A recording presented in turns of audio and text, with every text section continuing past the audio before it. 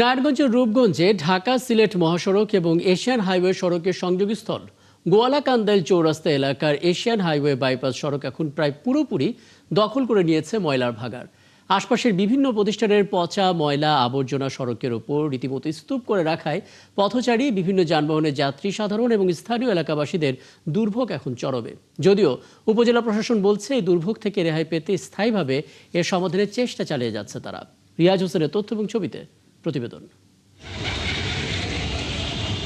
নারায়ণগঞ্জের রূপগঞ্জের ওপর দিয়ে চলে গেছে দেশের ব্যস্ততম ঢাকা সিলেট মহাসড়ক ও এশিয়ান হাইওয়ে বাইপাস সড়ক।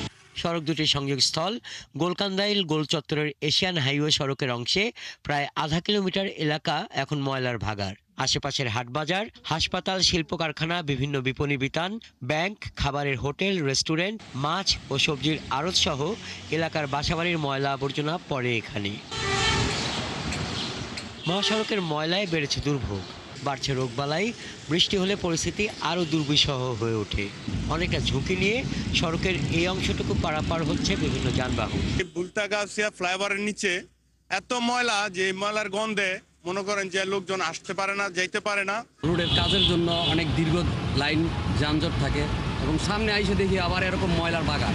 এখান থেকে আসতে একদম খুব রিস্ক এবং দুর্গন্ধ, আসার মতো কেউ এটা সাহস পাচ্ছে না। যত ময়লা আছে সমস্ত ময়লা ফেলা এরা ফুল রাস্তা ব্লক করে ফেলাইছে। এদিক দিয়ে দুর্গন্ধে আমরা এভাবে নাকে মুখে হাত দিয়ে আসতে পারি না। এখন চোখে কি এটা পরে না যে রাস্তা পুরাটা ব্লক করে রাখছে ময়লা ফেলাইয়া। এই দুর্গন্ধ মানুষের জন্য নানা ধরনের রোগ ব্যাধি সৃষ্টি করবে। জায়গা নাকি দিকে এই জন্য পরিষেবা নাই, এই জন্য ফালাইতেছে ফুটপাতে। এ বিষয়ে উপজেলা নির্বাহী কর্মকর্তা জানান, উপজেলা প্রশাসনের পক্ষ থেকে মাঝে মাঝেই এশিয়ান হাইওয়ে সড়ক থেকে ময়লা পরিষ্কার করা হয়। এক সপ্তাহের মধ্যেই তা আবার ভরে যায়। এটি আমরা বেশ কয়েকবার ক্লিন করেছি, বাট এর আগেও বলেছি যে আমাদের ইউনিয়ন পর্যায়ে আসলে ওয়েস্ট ম্যানেজমেন্টের যে আধুনিক যে ব্যবস্থাপনা সেটি করার আর্থিক সক্ষমতা কিংবা টেকনিক্যাল যে সক্ষমতা সেটির কোনোটি গড়ে ওঠেনি, যে কারণে এটি পারা যাচ্ছে না। বাট সবচেয়ে আনন্দের বিষয় হচ্ছে যে আমরা ইতিমধ্যে একটি জায়গা নির্ধারণ করেছি, এই ময়লাগুলোকে এখান থেকে সরিয়ে আমরা সেখানে স্থানান্তর করব। সড়কে চলাচলরত বিভিন্ন যানবাহনের চালক, যাত্রী সাধারণ ও এলাকাবাসীর দাবি, স্থানীয় সংসদ সদস্য প্রশাসন দ্রুতই মহাসড়ক থেকে ময়লার ভাগাড় স্থায়ীভাবে অপসারণের পদক্ষেপ নেবেন। হাসান আহমেদ, ৭১। বিষয়টি নিয়ে আরেকটু বিস্তারিত জানতে আমাদের সঙ্গে যুক্ত হচ্ছে সহকর্মী রিয়াজ হোসেন। রিয়াজ, আপনার তথ্য এবং ছবিতে আমরা প্রতিবেদনটা দেখছিলাম এবং এশিয়ান হাইওয়ের যে চিত্র, সেই চিত্রের পরিবর্তনের জন্য বলা হচ্ছে উপজেলা প্রশাসনের পক্ষ থেকে উদ্যোগ নেওয়া হবে, চেষ্টা চলছে। কোনো দৃশ্যমান অগ্রগতি এখন পর্যন্ত হয়েছে কিনা, কোনো ডেডলাইন তারা দিতে পেরেছে কিনা যে কবে নাগাদ আসলে রাস্তাটি পরিষ্কার করা হতে পারে?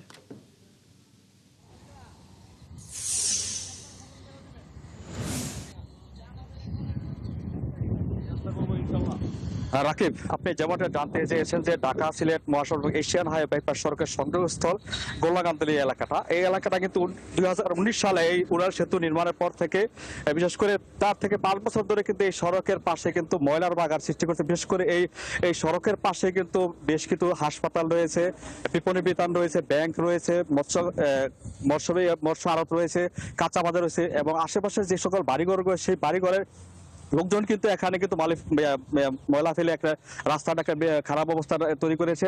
এতে এই কারণে কিন্তু গত কয়েকদিন ধরে আমরা যেটা দেখতে পেরেছি যে এখানে এই ময়লা ফেলার কারণে কিন্তু এই সড়কের যে চলাচলের যে রাস্তা একেবারেই বন্ধ হয়ে গেছে, যার কারণে প্রতিনিয়ত যারা দূরপাল্লার যাত্রী সাধারণ এবং যানবাহনগুলো তারা কিন্তু অনেকটাই ভোগান্তির সৃষ্টি হয়েছে, তারা কিন্তু অনেকটাই আতঙ্কে রয়েছে এখন রাতে। এছাড়া কিন্তু এখানে বৃষ্টি হলে কিন্তু পানি জমাতে বিভিন্ন খানাখন্দ তৈরি হয়, সে কারণে কিন্তু অনেকটাই ভোগান্তি। তবে এই ব্যাপারে আমরা আজকে যেটা এখন দেখতে পেরেছি যে এখানে কিন্তু এসে আমরা জানতে পারলাম যে এখানে যে গোলাকান্দাইল ইউনিয়ন পরিষদের যে চেয়ারম্যান নাসির, ওনার সাথে কথা উনি সহ উদ্যোগে উপজেলা প্রশাসনের নির্দেশে উনি এখানে কিন্তু এই দুপুর থেকে কিন্তু এখানে বেকুর দিয়ে কিন্তু এই ময়লাগুলো সরানোর ব্যবস্থা করে, যাতে করে এই সড়কে অন্তত যানবাহনগুলো চলাচল স্বাভাবিক হয়। তো এই মুহূর্তে আমি কথা বলবো সেই নাসির সাহেবের সাথে। আমরা জানতে চাইবো যে এই সমস্যাটা কি স্থায়ী কোনো সমাধানের কোনো দিক আপনারা দেখতে পাচ্ছেন কিনা। ধন্যবাদ আপনাদেরকে। আমাদের রূপগঞ্জের মাননীয় সংসদ মোস্তাফিজুর রহমান বিপু ভাই এবং উপজেলা নির্বাহী অফিসারের নির্দেশনা ক্রমে আমি আজকে সকাল থেকে এই ময়লা অপসারণের জন্য কাজে লাগিয়েছি। তবে আসলে আমি এখন এই সড়কটা পরিষ্কার করে দিচ্ছি। তো আমাদের উপজেলা নির্বাহী অফিসার এবং এমপি মহোদয় আমাদের এসিলেন্ট স্যারকে নির্দেশনা দিয়েছেন আমাদেরকে একটা স্থায়ী ডাম্পিং করার জন্য জায়গা নির্ধারণ করে দেওয়ার জন্য। যদি পরে আমাদের এসিলেন্ট স্যার আমাদের একটি জায়গা নির্ধারণ করে দেন, তাহলে পরে আমরা হয়তোবা স্থায়ীভাবে ডাম্পিং এর ব্যবস্থা করলে পরে হয়তোবা আমরা এই দুর্ভোগ থেকে আমরা মুক্তি পাবো বলে আশা করি। আমাকে একটা কথা আপনাকে জানিয়ে রাখি, এই সড়ক থেকে ময়লা আবর্জনা যে অন্যত্র ফেলা হয় সে কারণে কিন্তু উপজেলা নির্বাহী কর্মকর্তা সাইফুল ইসলাম জয়ের সাথে আমরা কথা বলে জানতে পেরেছি ওনার কিন্তু একটা নির্দিষ্ট স্থান নির্ধারণ করেছে যাতে করে সেখানে ময়লা ফেলা হয়। এবং স্থানীয় সংসদ মোস্তাফিজুর রহমান ভূঁইয়া দীপু উনি আমাদেরকে জানিয়েছেন এই সড়কের জন্য ময়লা ফেলা না হয় এবং ময়লা যেন স্থায়ীভাবে কোনো একটি ডাম্পিং পয়েন্ট তৈরি করে আশেপাশের ময়লাগুলো সরানো হয়, সেই ব্যাপারে কিন্তু উনি মন্ত্রণালয়ে এটা কিছুটা হলো স্বস্তির খবর যে আসলে এই ময়লাগুলো ফেলে রাখার জন্য নতুন আরেকটি জায়গা নির্ধারণ করা হয়েছে যাতে করে এই সড়কটি পরিষ্কার করা সম্ভব হয়। অনেক ধন্যবাদ রিয়াজ হোসেন। নিশ্চয়ই পরবর্তীতে আরও আপডেট আপনার কাছ থেকে জানতে পারবো। সহকর্মী রিয়াজ হোসেন যুক্ত হয়েছিলেন রূপগঞ্জ থেকে।